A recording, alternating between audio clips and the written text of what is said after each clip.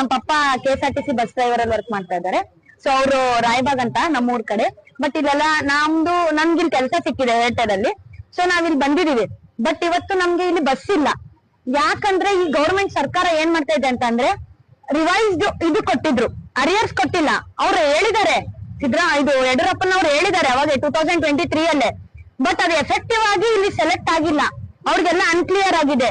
38 ತಿಂಗಳದು ಅರಿಯರ್ಸ್ ಅವ್ರು ಕೊಟ್ಟಿಲ್ಲ. ಅವ್ರ ಅಪ್ಪನ್ ದುಡ್ಡು ಕೊಡ್ತಾ ಇಲ್ಲ. ಅವರು ಸರ್ಕಾರದ ದುಡ್ಡು ಸರ್ಕಾರದಿಂದ ಕೊಡ್ಬೇಕು ಅವರು. ಯಾಕಂದ್ರೆ ನಮ್ ಪಪ್ಪನು ಒಬ್ಬ ವರ್ಕರ್ ಇಲ್ಲಿ. ಇದು ಯಾವ ತರ ಗೌರ್ಮೆಂಟ್ ಅಂತ ಗೊತ್ತಾಗ್ತಾ ಇಲ್ಲ ನನ್ಗೆ. ಯಾಕಂದ್ರೆ ಈ ಗೌರ್ಮೆಂಟ್ ಅಲ್ಲಿ ಅವ್ರು ಬೆಚ್ಚಕ್ ತಗೊಂಡ್ ದುಡ್ಡು ತಗೊಂಡ್ ಮನೇಲಿ ಕುತ್ಕೊಂಡಿದ್ದಾರೆ. ಬಟ್ ಮನೇಲಿರೋ ಹೆಂಡತಿ ಮಕ್ಕಳು ಅವ್ರ ಅಪ್ಪ ಅಮ್ಮನ್ನೆಲ್ಲ ಯಾರು ನೋಡ್ಕೊಂತಾರೆ? ಸೊ ಅವ್ರು ದುಡ್ದಿರೋ ದುಡ್ಡಿಗೆನೆ ಅವ್ರು ಕೊಡ್ತಾ ಇಲ್ಲ ಅಂತ ಅಂತಾರೆ. ಸೊ ನಾವು we need to raise the voice here. So that's it. ಅಂದ್ರೆ ನಾವು ತಗೊಂಡ್ಬೇಕು, ಮಾಡ್ಬೇಕು. ಆ ಗೌರ್ಮೆಂಟ್ ಏನು ಹೇಳ್ತಾ ಇದೆಯಲ್ಲ, ಅವ್ರು ಎಲ್ಲಿ ಹೋಗ್ತಾ ಇದೆ ದುಡ್ಡು ಅದನ್ನ ತೋರಿಸ್ಬೇಕು.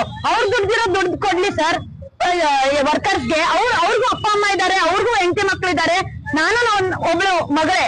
ಅದ್ರ ಮಗಳಾಗಿ ಅವ್ರು ಎಷ್ಟು ಸುರಿಸ್ತಾರೆ ರಕ್ತ, ಮತ್ತೆ ಇದು ಬೆವರು ಸುರಿಸಿ ಮಾಡ್ತಾರೆ, ಓವರ್ ಡ್ಯೂಟಿ ಎಲ್ಲ ಮಾಡ್ತಾರೆ.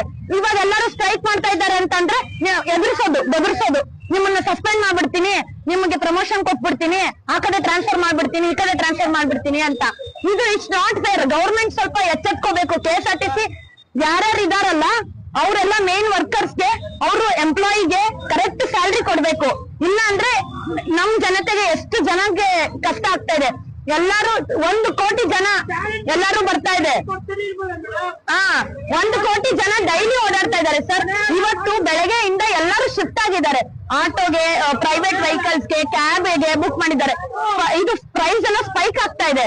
100 ರೂಪಾಯಿ ಜಾಗದಲ್ಲಿ 250 ರೂಪಾಯಿ, 200 ರೂಪಾಯಿ ಕೇಳ್ತಾ ಇದ್ದಾರೆ. ಸೊ ಇದೇನು ಯಾರ ತರ ಸರ್ಕಾರ ಇದು? ಬೆದರಿಸಬಾರ್ದು. ಫಸ್ಟ್ ವರ್ಕರ್ಸ್ಗೆ ಬೆದರಿಸಬಾರ್ದು. ಅವ್ರು ಸ್ಟ್ರೈಕ್ ಮಾಡ್ತಾ ಇದ್ದಾರೆ ಅಂತಂದ್ರೆ ಅವ್ರಿಗೆ ಬೆದರಿಸೋದ್ ಫಸ್ಟ್ ಬಿಡ್ಬೇಕು.